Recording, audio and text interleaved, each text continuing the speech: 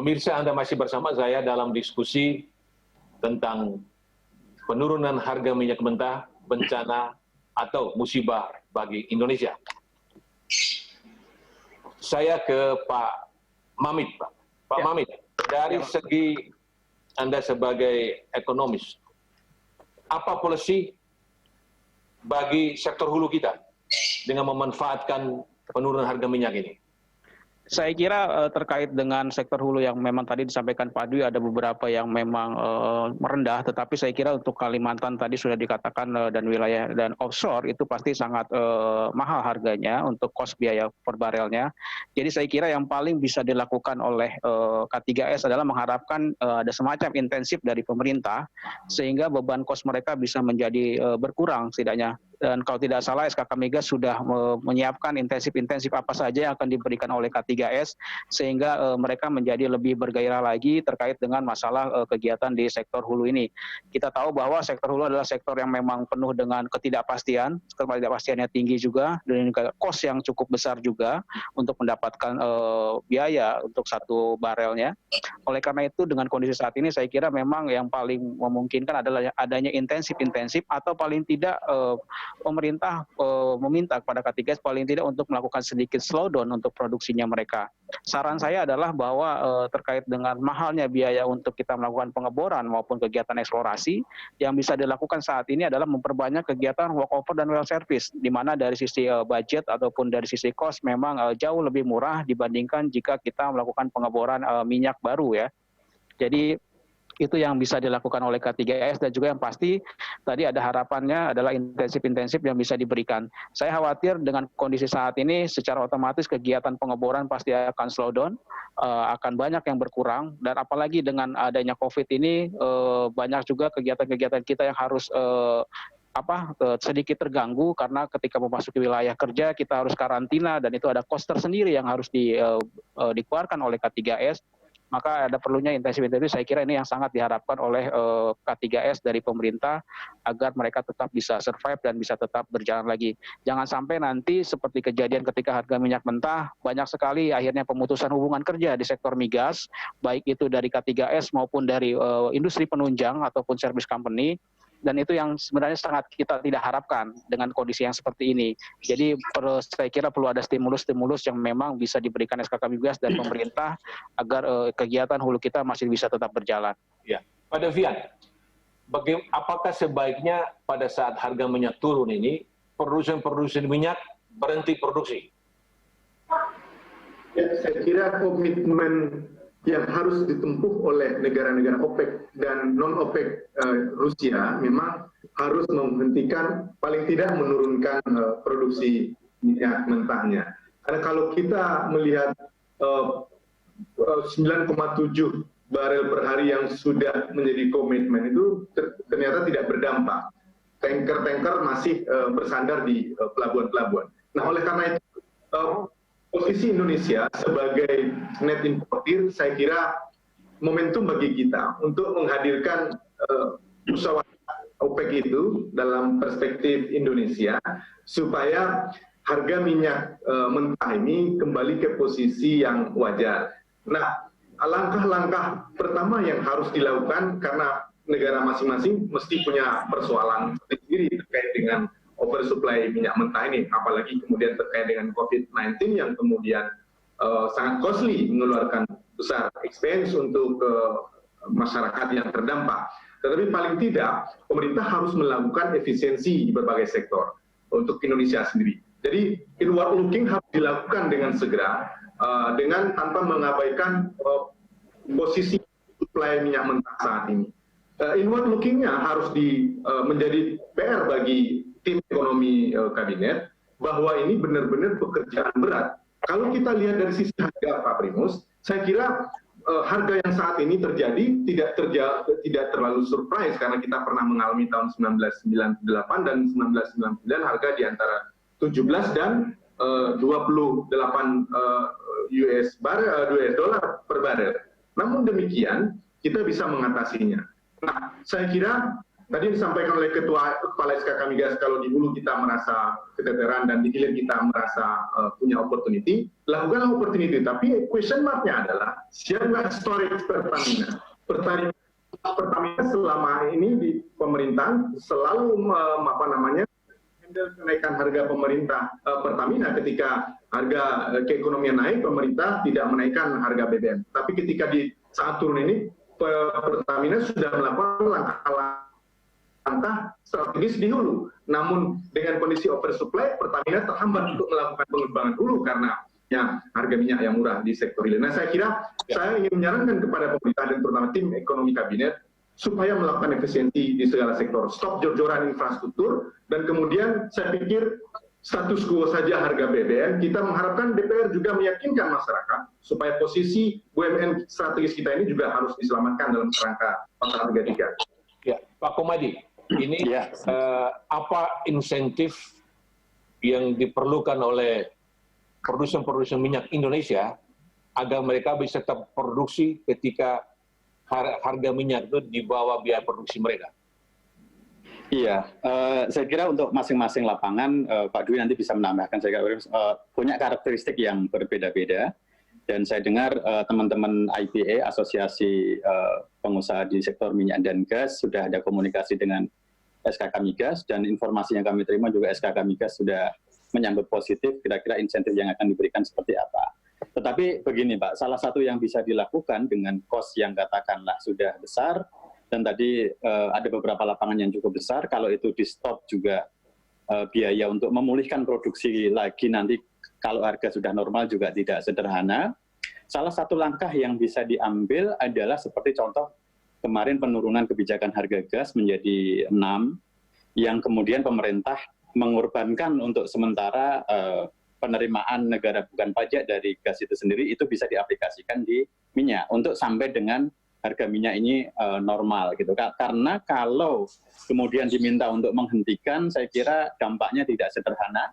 Di sana ada resiko pemberhentian karyawan juga, produksi juga akan berkurang, dan yang paling penting adalah karena kondisi-kondisi lapangan kita ini sebagian besar merupakan lapangan-lapangan yang sudah tua, Pak Primus, itu untuk memulihkan produksi kembali setelah dihentikan itu tidak mudah dan dikhawatirkan memerlukan biaya yang jauh lebih besar. Sehingga menurut saya lebih baik pemerintah untuk saat ini berkorban sedikit, merelakan bagi hasil dari minyak dan gas dikurangi untuk supaya mendorong keekonomiannya masih dapat di standar cost yang minimal tadi, Pak Primus.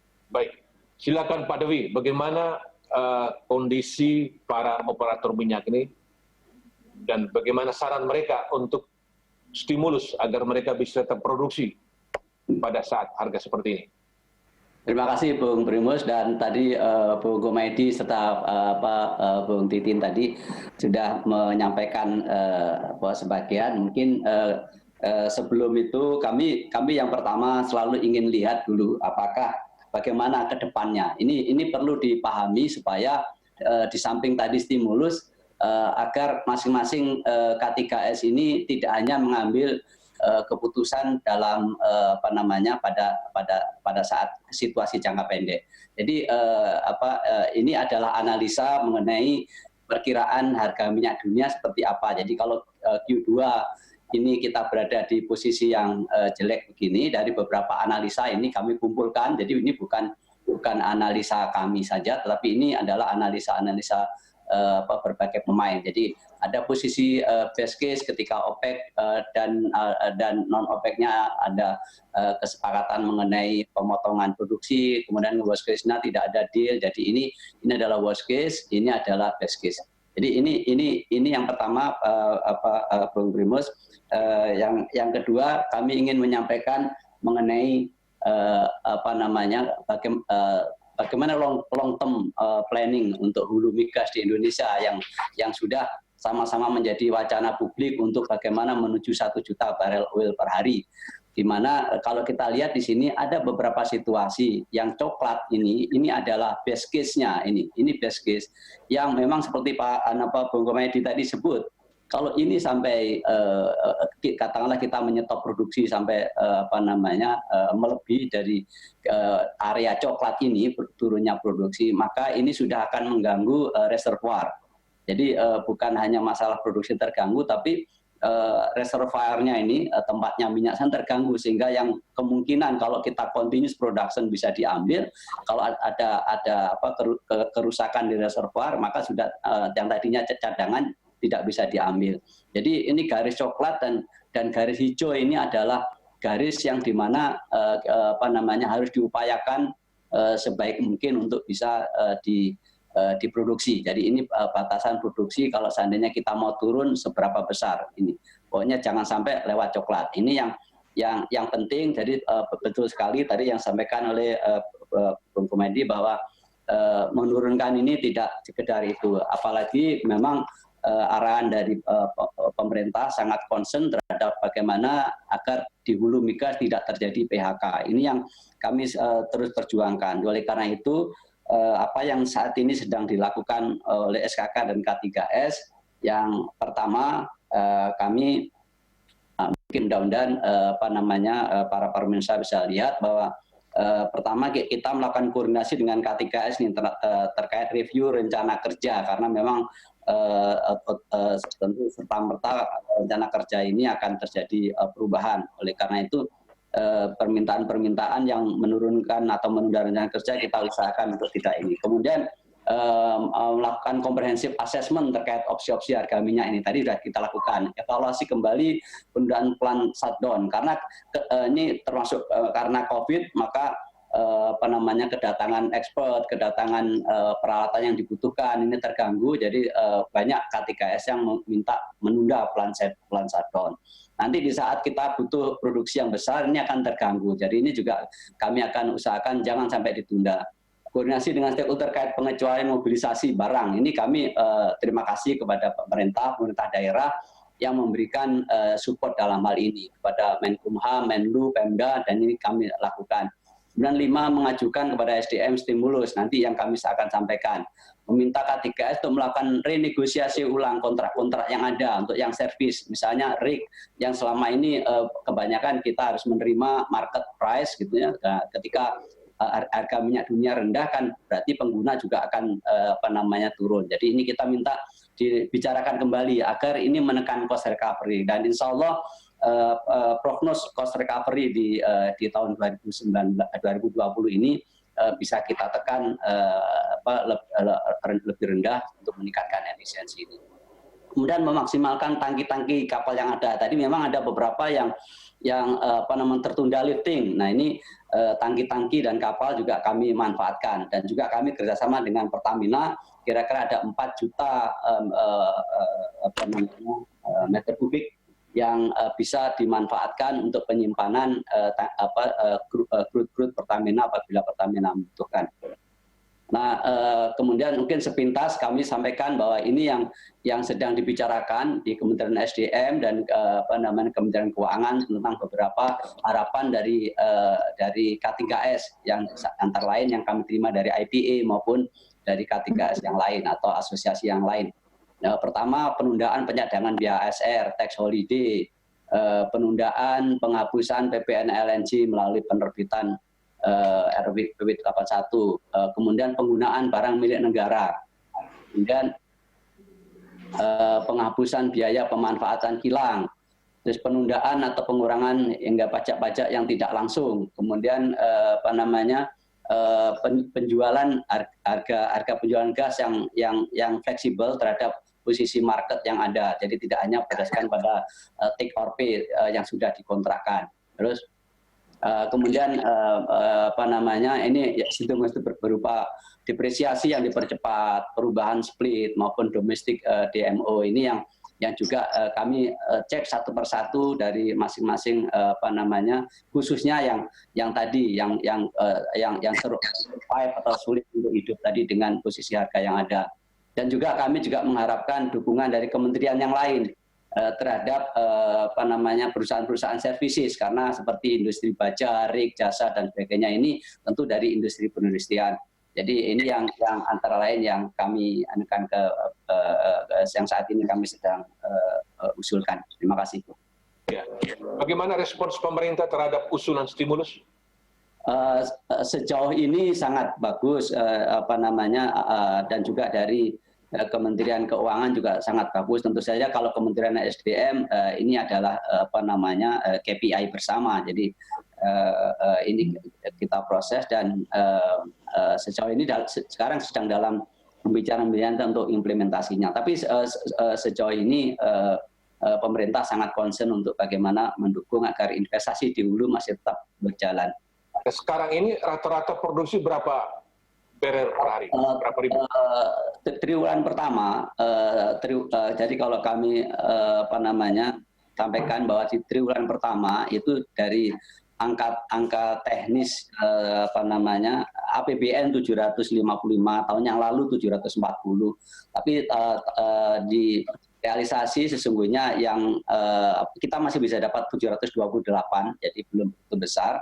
Nah, memang sampai akhir tahun kami berharap masih bisa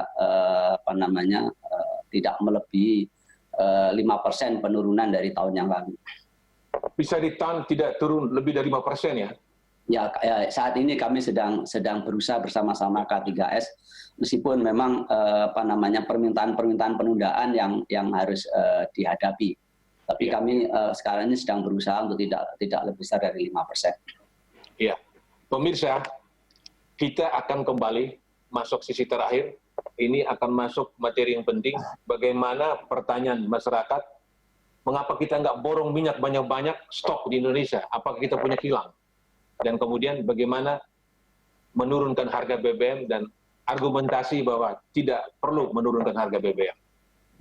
Kita akan kembali setelah jeda berikut.